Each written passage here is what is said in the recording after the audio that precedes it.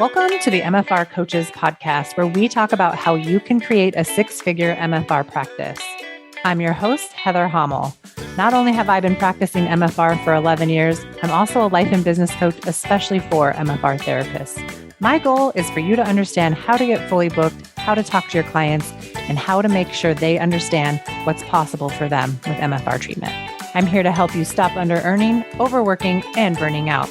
I'll lend support so you can create the MFR practice you've always wanted. Learn how you can do it too, even if you live in a tiny town, and even if you're just starting out, and even if you've ran your practice for years. Let's go.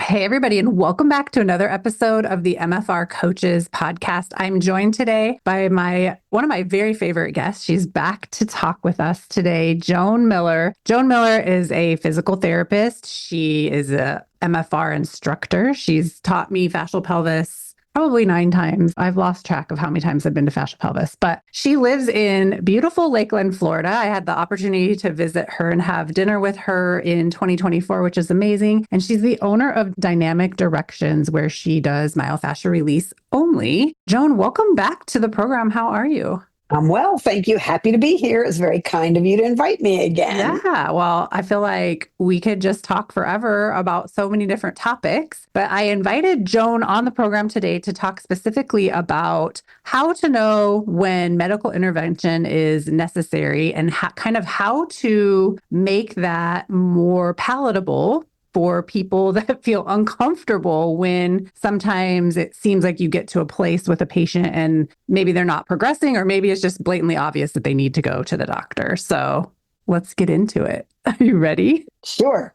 Okay. So right before we started recording, I was kind of talking to you about my own situation, where everybody knows that's been a listener to this podcast or been a client of mine, that I had back surgery in April 2024. And before I had that back surgery, I had a lot of discussions with you. Like, I had been getting a ton of MFR and I was still having excruciating pain that went on, this went on for about 9 months before I really had any kind of medical intervention. And I was really having that emotional problem figuring out what to do, because I felt like if I went to the doctor or if I had surgery, I was giving up on MFR. So you want to talk a little bit about that and what you maybe see?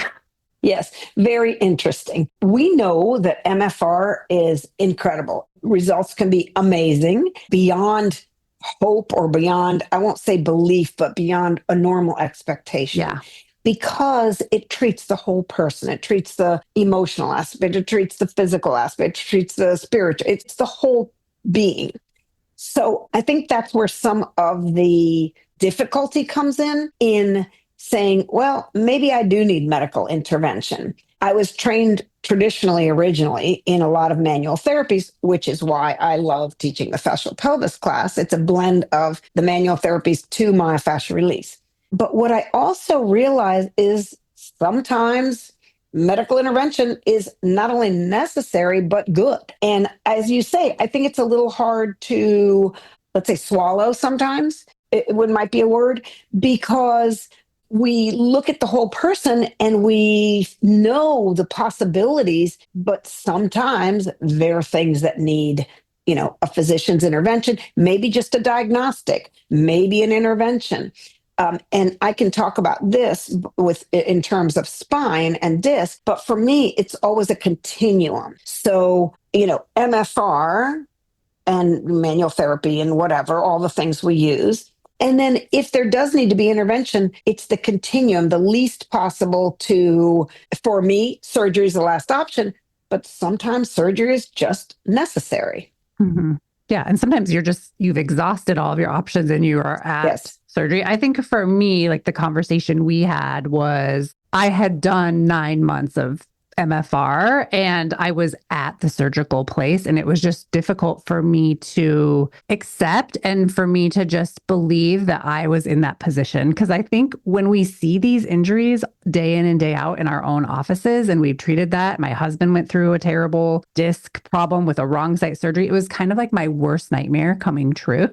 But you really helped walk me through, like, it's going to be okay. Like, This surgery is not going to be the same surgery your husband had. You really need to get to the doctor to see what's going on in there because you can't see through your skin to see what your disc is doing. And the other thing was like avoiding permanent damage, which I was kind of I was starting to have signs and symptoms of things that were not going to be reversible. So in that regard, let's talk a little bit about that spine and disc injuries, because that's so common. Actually, it's back pain that's the most common. Yeah. And anyone that's taken the fascial pelvis class when I teach it has heard me do the percentages of the newer studies where I don't remember the exact percent, but so many people have disc bulges or deterioration or degeneration with no pain at all. Yes. So it's very important to me as a physical therapist and an MFR practitioner to differentiate between, is the disc truly the problem? Because we all know that, a diagnosis of degenerative disc or whatever, disc bulge, whatever, doesn't really mean anything. It's correlating with signs and symptoms. That said, when to me it's a true disc problem, red flags, which I've been taught, are true leg weakness, not pain so much, not even always numbness, but true weakness. So that's manual muscle testing weakness. And, the spine surgeons do it too. So when there is true weakness, I will generally treat and then reassess. And if it's getting better, I continue. But when there's no change in true leg weakness, I was always taught that's red flag. Now, part of this is also I have a practice in Florida, and my Practice Act, although I do take direct referral, my Practice Act tells me, I'm bound by my Practice Act and ethics, that if I see something untoward or red flag, I must refer them out in order to comply with my Practice Act. So that's part of it. But the bigger part is just the ethical part of, if someone is not improving and I think it's red flag, or I shouldn't say I think, I test it and it seems very red flag, then I refer them to a spine surgeon. Now, that doesn't mean, and I tell patients this very clearly, it doesn't mean you need surgery. It means we need diagnostics to see exactly what's going on. Because again, what I was taught about true leg weakness, which is what you were experiencing, is that when it persists a long time, it can become permanent nerve damage. So that's where I draw the line. For me personally, I don't want to wait a year or two and have a potential of permanent nerve damage. I would rather go to intervention. So, and I'm very specific about the spine surgeons I'll refer to. Yeah. They're not surgery first. They try other interventions. So for example, someone might go in with acute disc symptoms, leg weakness, and they may start with a cortisone dose pack. And I don't love cortisone, but if that's the least intervention I can do to get me over the hump in order that treatment will further take me down the path of healing, great. The next step might be epidurals. Epidural injections. Again, I don't love that, but again, it's less than surgery. Sometimes they're very effective, sometimes they're not. The ultimate step, and I'm shortening the process, obviously, would be surgery. And that's where I tell people, it doesn't mean all surgery is bad. And there's a mentality, because statistics in this country have been that in the past, like 50% of back surgeries fail. So everyone has the impression that, I'm never going to do back surgery. But if you have the right surgeon, the right intervention, a good therapy afterwards, and someone motivated to, do whatever the program is, walk, core exercise, whatever, along with myofascial release, you can have great results like you've had.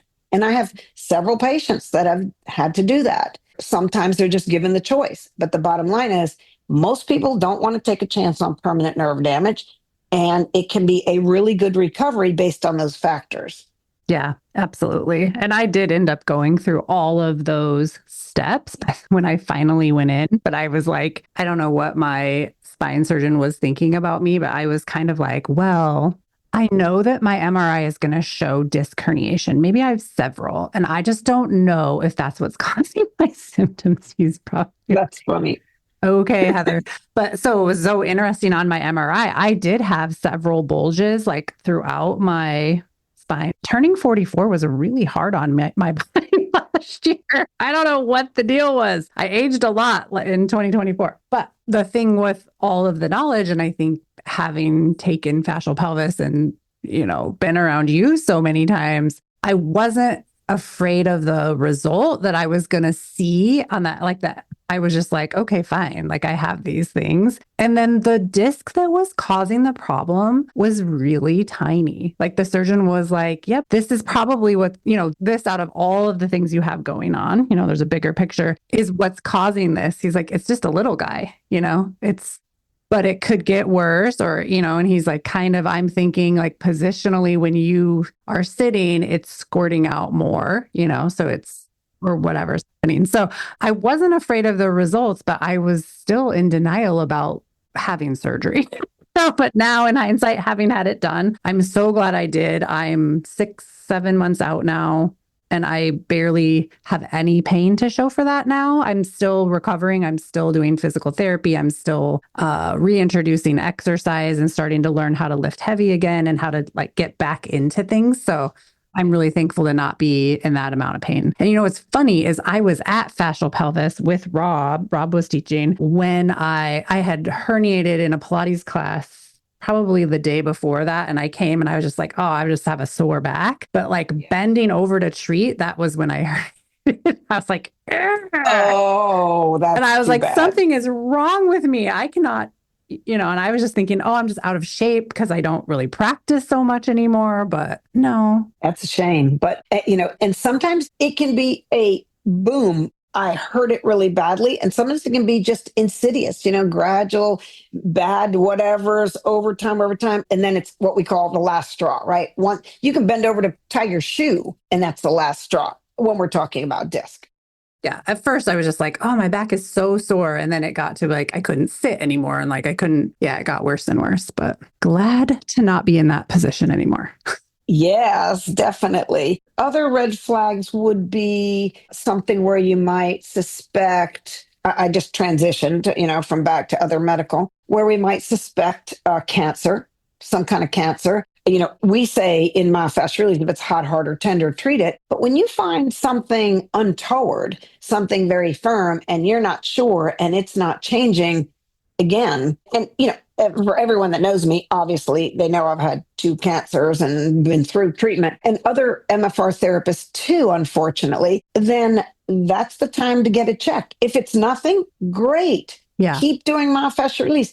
But we've all found there's several of us in the myofascial world that unfortunately have ended up with cancers that need to be treated medically in addition to the holistic approach. Nobody is saying you have to do one or the other. Why can't it be a blend for the best result? There's 2 MFR therapists as we speak doing traditional cancer treatment, but also holistic in the bigger picture, including myofascial release.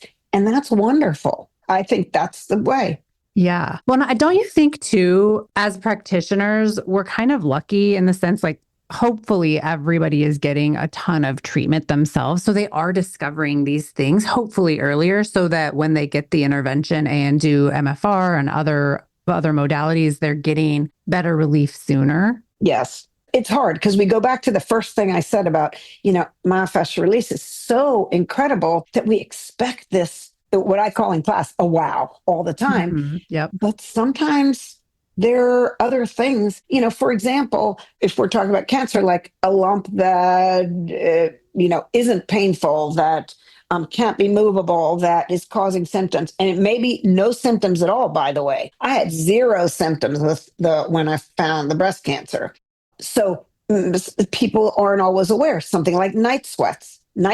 Yes, menopause, you can have night sweats, but night sweats can also be a symptom of cancer. That's so interesting. I never heard that before. Oh, really? Oh, absolutely. Okay. Absolutely. And fatigue, which, here we are in a society that values work, right? So don't we all get tired? But excessive fatigue, right? Also weight loss. So every time you walk into a cancer center, which of course now I'm familiar with follow-up, one of the very first questions is, have you gained or lost more than 10 pounds in the past month or even 3 months? Because that's a red flag. So there are certain things I've learned to look for as well going through the process. And, can MFR be beneficial? Absolutely. I still think back to that article Carol Davis posted, the educator, MFR educator, way back about give your breasts a squeeze. Wonderful. But again, sometimes we need the medical treatment in addition in order for it not to progress or a different outcome. Mm-hmm. Absolutely. I think too, anytime we can be an advocate for our patients to kind of like take control of their health, right? They're already doing this step where they come in for myofascial release, which I just think everybody that decides to do that is very smart and really making a great decision for their health. And what else can we do to help them to be the most healthy? What we have our eyes on them. What are we seeing? What are we feeling in their body? What are they feeling in their body? And when they're in tune like that and they are coming in for that much care, recognizing and noticing when something is off and not being in denial about it is pretty cool. Yes. And the fact that they're coming, just like you said, means that they're proactive and we are helping them be proactive. So probably the same for you when you were treating more. For me, sometimes people come initially because they have a problem. May not need any medical intervention. But what I find, which is what you're alluding to, is that once they realize the benefits of MFR, they're proactive in that approach by being aware of their own body, being aware of their symptoms, being aware of what's good, and keeping themselves healthy, which is exactly the time when we can advocate. If there is some kind of red flag, then it's time to maybe see a medical practitioner versus, let it go, let it go. I mean, obviously we treat, but when it's time, it's okay. And that's part of, to me, being proactive, which is also MFR. Yeah. Do you have any advice for how to make it okay? Like, say you've got a therapist who is very dedicated to myofascial release, and I don't know, like maybe there's no way to make it okay for people that are anti-medical. So maybe we're speaking mostly to the people that are already going to be making that kind of referral. But what advice would you give to the therapist that is very gung-ho on MFR, which is like all of us, and they see something and they're like, I don't want to lose this patient, but I think they need another opinion. Like, what would you say to those therapists? That's interesting. So, first of all, I would reassure them it doesn't mean by going to a medical practitioner that you need to not do myofascial release. I think people sometimes, like you said, when they're anti-medical, it's either or. Yeah. I don't believe in either or. I believe in the big picture. So maybe that would be the first step, is reassuring them that just because someone does go to a medical practitioner, that doesn't mean they can't continue myofascial release. So that might be the first thing. The second is, again, to reinforce that sometimes it's just diagnostics and that we can treat what we find. But we need to know the diagnostics so that we're not missing something that might need intervention. It doesn't mean that the patient would have to have intervention. Because remember, we all have a choice. Yeah. Right? So let's just say, even if it's cancer, and someone says, well, I don't want to do chemo or radiation or surgery or whatever. I just want to do something else. I just want to do myofascial or, the vitamin C infusions or whatever it is, holistic. Yeah. That's their choice. And as a therapist, I'm never going to take away their choice, the patient's choice. And so if therapists realize that, then I think maybe the referring out to medical practitioner may not be so concerning or anti-establishment or something. I don't think that's the right word. I'm not quite finding it. But I think what you're asking is, how do we make it okay? And I say, look at the bigger picture. I mean, there's scientific developments for a reason, right? Yeah. And so why can't we make use of the whole medical picture and look at MFR as the beauty of what it is, but don't eliminate other things that might be helpful?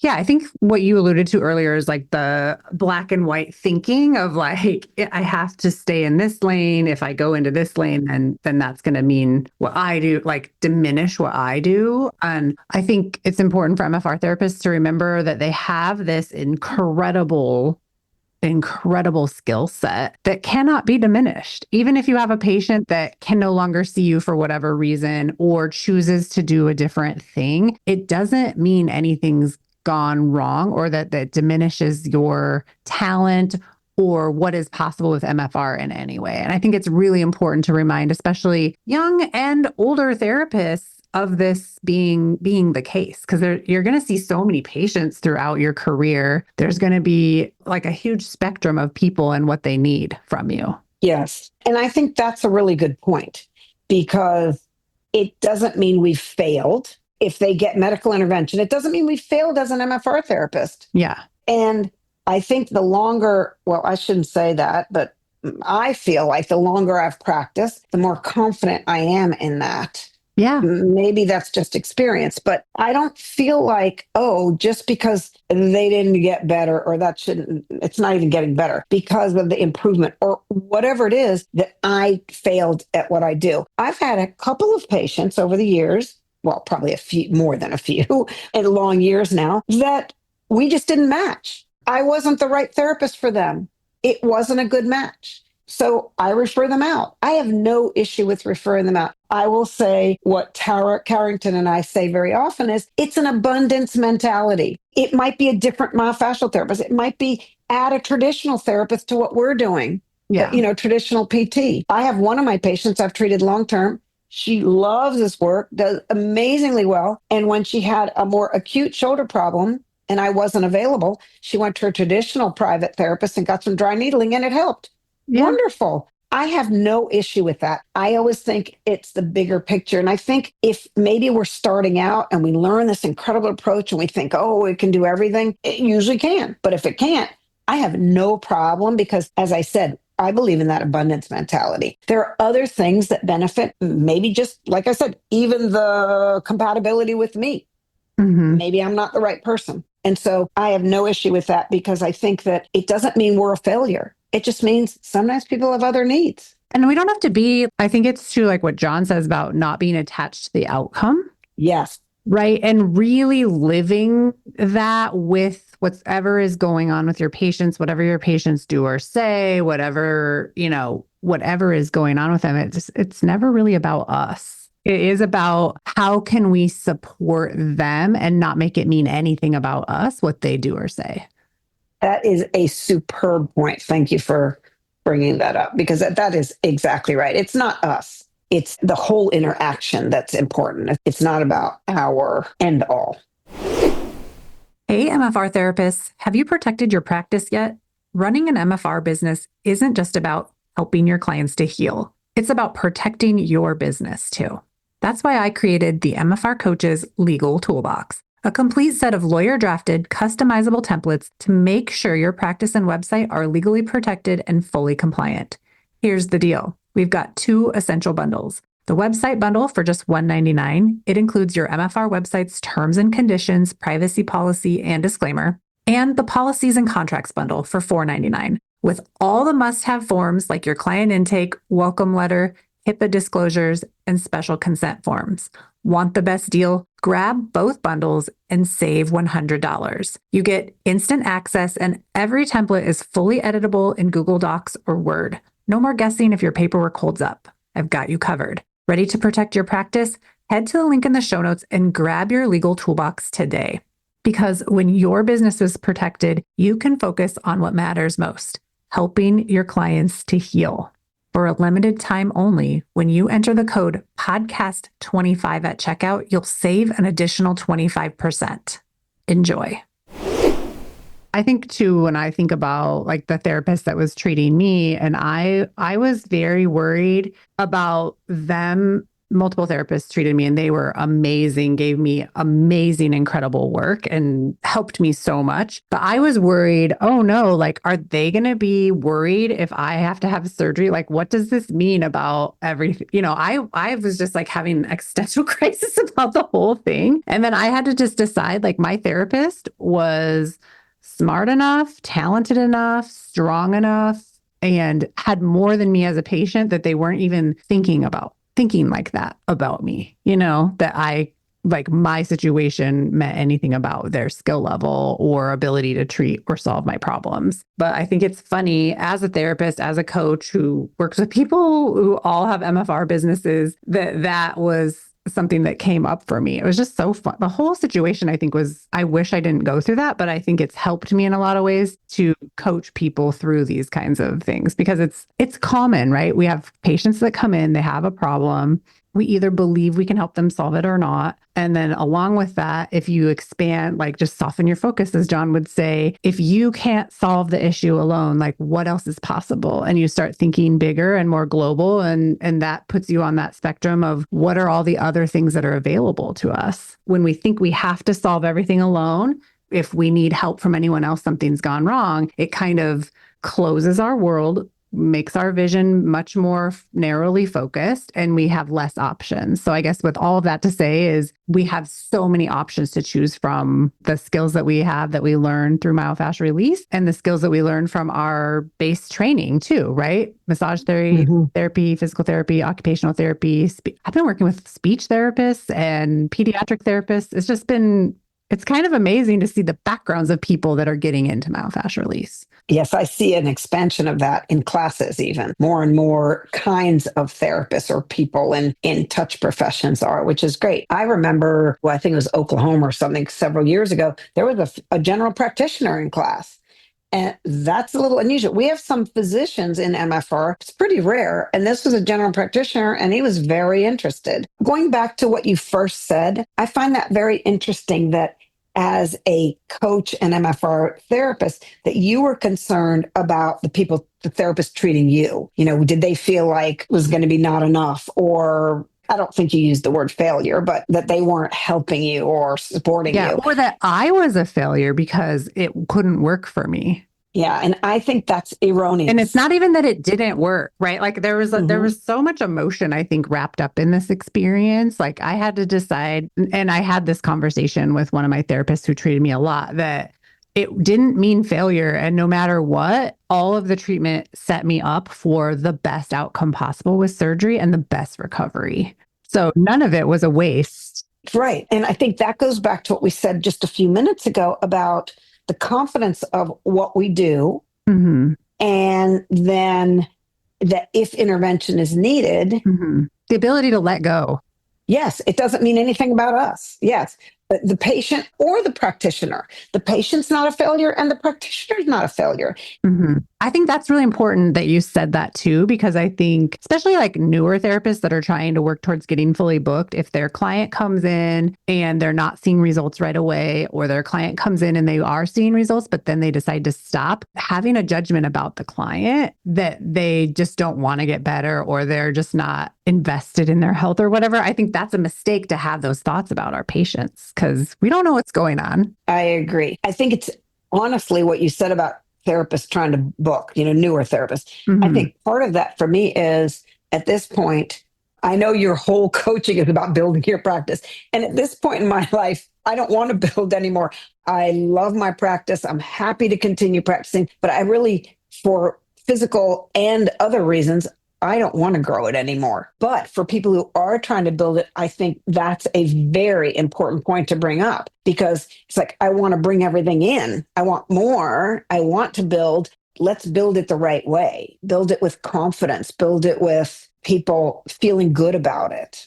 I have a little story that might fit here. So many, many years ago, a very good friend of mine who is a PT that did MFR, she's retired now. She was on in another town on PRN work as a physical therapist. And it didn't pay well at all. I mean, this was many years ago. And she was single at the time. So that was tough. So I said to her, listen, we are very similar in our approach. When I travel to teach, which I do regularly, would you like to come up and treat my patients that Thursday and Friday that I'm leaving to teach?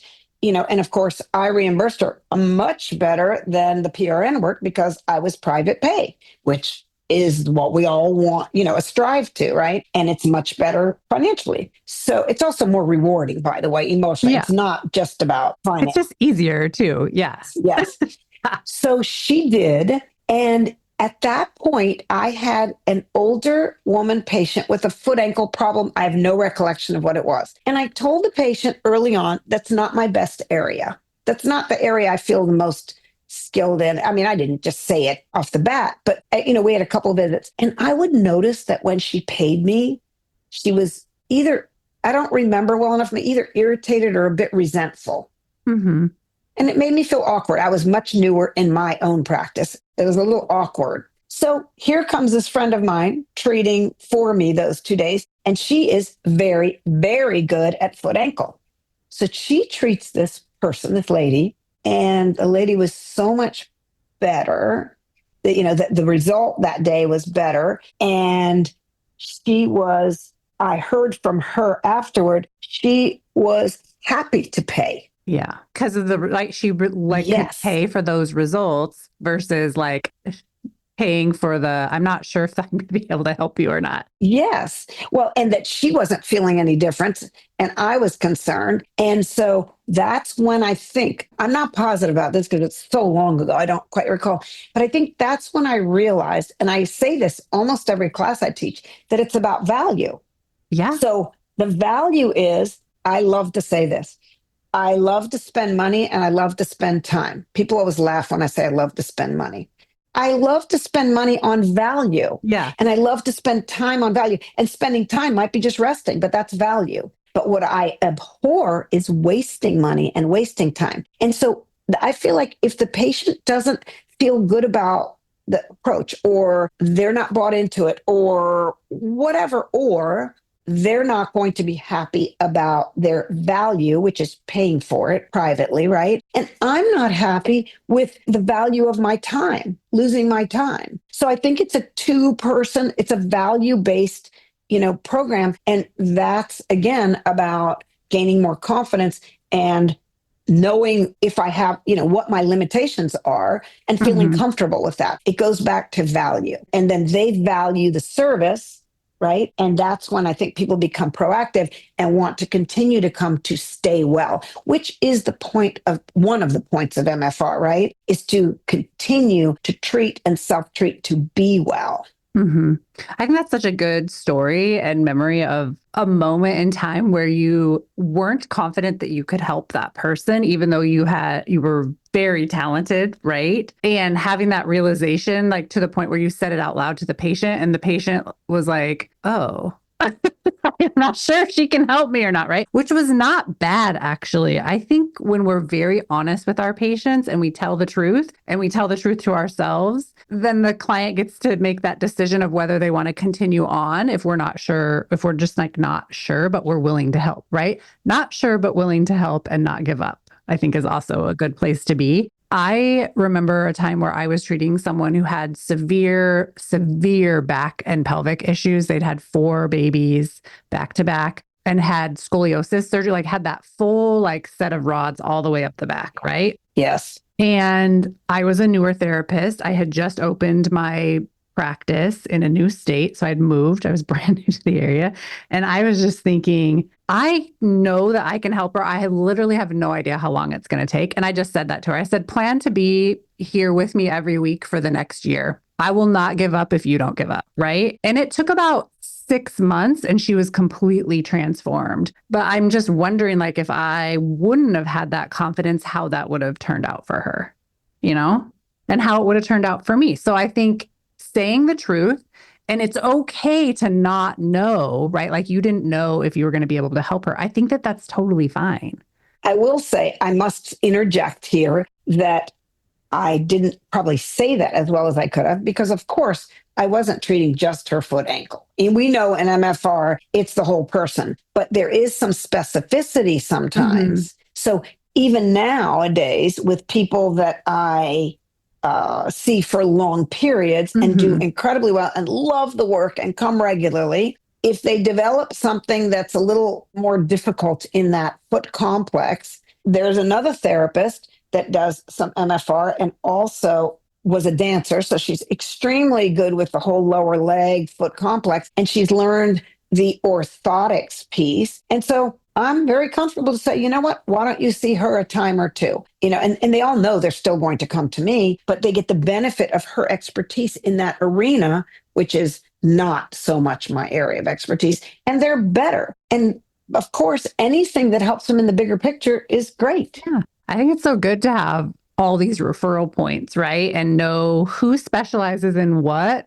Also thinking about we're treating the whole person with MFR. And Yes. It's so cool when you specialize in an area that you know you can get to from any area of the body. But I think John even says in all of the seminars is touch them where they hurt. Like make sure you treat that area, but you're treating the whole person. And I think Yes. sometimes we forget that it's okay to treat that specific area.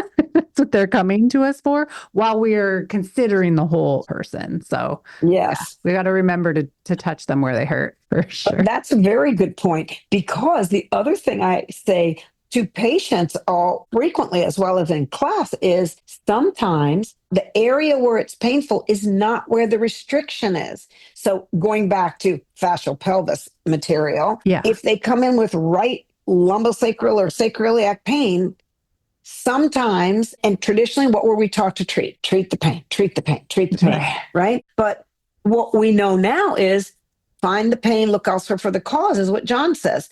And it may be the left side that is restricted. I had that happen with two young mothers yesterday. One was a 6-month post-birth, one was a 2-month post-birth. They came in with right-sided pain. The stiffness and restriction was on the left. So if they're seeing traditional therapy, it might help, but what's going to help change it and further improve and become the whole person is treating the area of restriction, which is what we learn in MFR, versus treating the pain. But I agree with you. You have to touch them where it hurts too. Yeah. But I think too, like, I just get so excited to talk about this stuff because even though I'm not treating people, when I remember back to like why MFR works, and like this is one of the reasons why MFR works so well is because we treat the symptoms and we look elsewhere for the cause.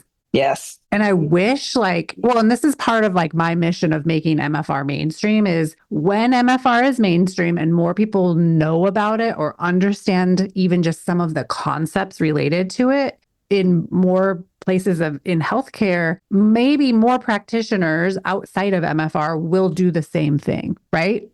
Yes.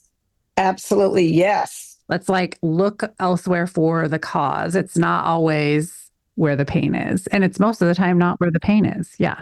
I mean, my disc pain was in my butt, right? Right. And that's very classic, by the way, but not everyone would know that. If you haven't treated a lot of spine, let's say you're a young therapist and you haven't treated a lot of spine, you might not realize that. Yeah. Even leg pain without back pain, because that can be, as I've had a couple of examples, and one I talk about in class sometimes is an extruded piece of disc, which first herniated, then broke off and is sitting on the nerve root. So again, surgery might be needed. Sometimes it can resolve, but they end up with some nerve damage. And some people are okay with that. Some people are not. So sometimes that's when intervention is needed. But again, get the specialist. I remember telling you, look under the hood. Yeah, that's a good one. Yep. I remember telling you, if it's a neurosurgeon, make sure it's spine specific, not brain specific. Which was helpful because I was originally slated to go to somebody that was a brain surgeon. And I just quickly made that change and got a really excellent doctor. And let me back up for a minute. When we were talking about you find something untoward and we were talking about cancer, unfortunately, the other thing I have to say here is that, yes, maybe we do need the medical intervention, but during, maybe, depending on the treatment, sometimes, and definitively afterward, myofascial release brings you back to your whole life, what I call a new normal. Is it the same again? No, it's not. But it's a new normal. And without MFR of that bigger picture of incorporating that with traditional treatment, I wouldn't be here right now. I wouldn't be treating. I wouldn't be teaching. I wouldn't be traveling. I wouldn't be doing all the things I do. So again, going back to the original point was sometimes medical intervention is okay and necessary. Yeah. But let's continue with bringing back the whole being of the person through using myofascial release. Just because you needed the medical doesn't mean you can't continue with the MFR as well. Yeah. And it doesn't mean that you're not going to have a really good result. Even if you have to have Right. surgery, you can have a very good result. And I think you're going to have an even better result having had MFR leading up to your surgery and using it in your recovery, and then just like for the longevity of your lifespan to continue on with it. 100%. Yeah. Cause you just observe, like, I think you observe your life in a different way, or you observe your body. You are in your body in a different way when you've had MFR. I just feel lucky to have all of these tools because I can quickly identify what's going on in my body. I might be in denial like I was with my back, but like the identification of it is very quick. Well, and that's another thing John says is without awareness, we have no choice, or there is no choice. So the more aware we are, then we have choices we can make.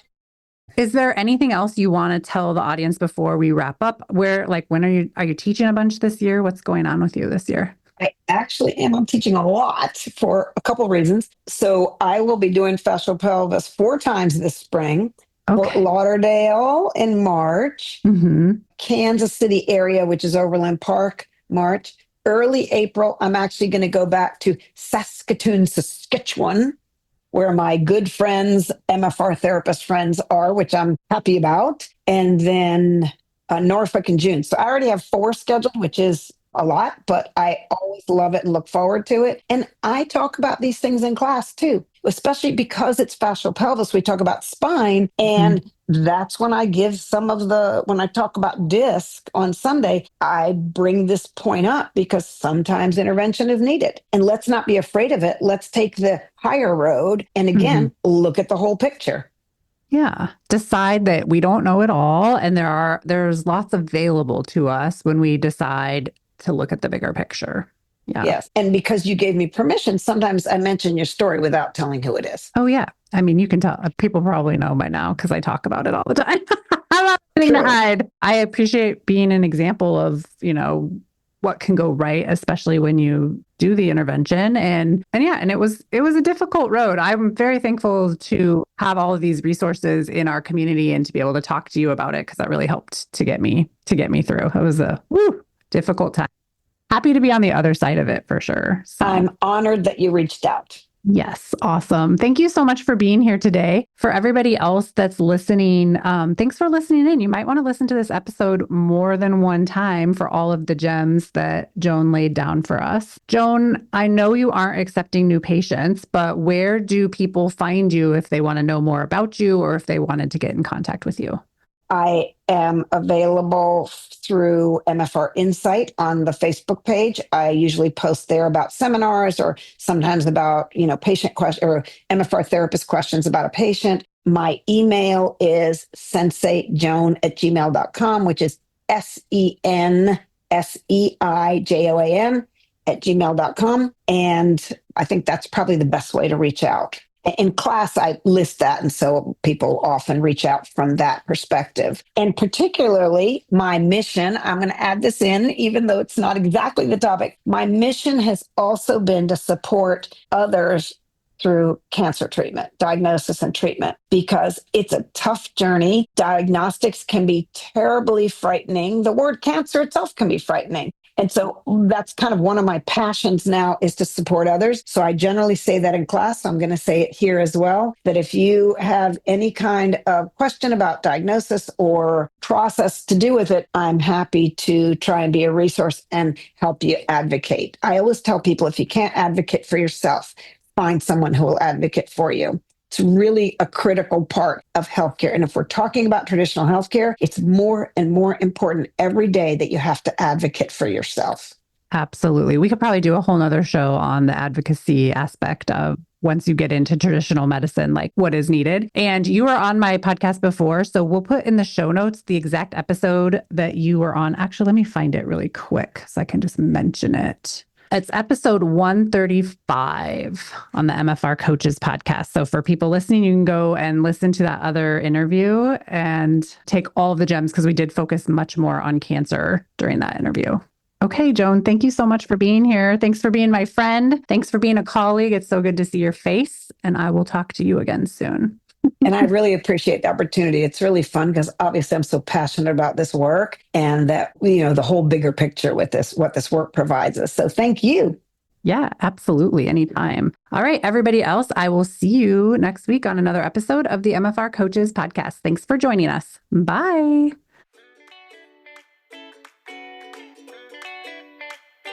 Thanks for joining me today. If you enjoyed today's episode, please take a minute and rate and review the podcast. I appreciate it. For more information, please follow me on Facebook and Instagram at The MFR Coach. And check out my website, www.themfrcoach.com, for more information.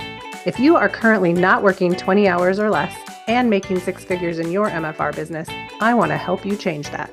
Make sure you tune into the show and get on my email list so you never miss out on important trainings and information. To be the first to find out when we are enrolling next for my 12-month Business Foundations coaching program, get on that email list at www.themfrcoach.com/join. Inside this program, you'll learn how to raise your rate, overcome objections, and sell MFR.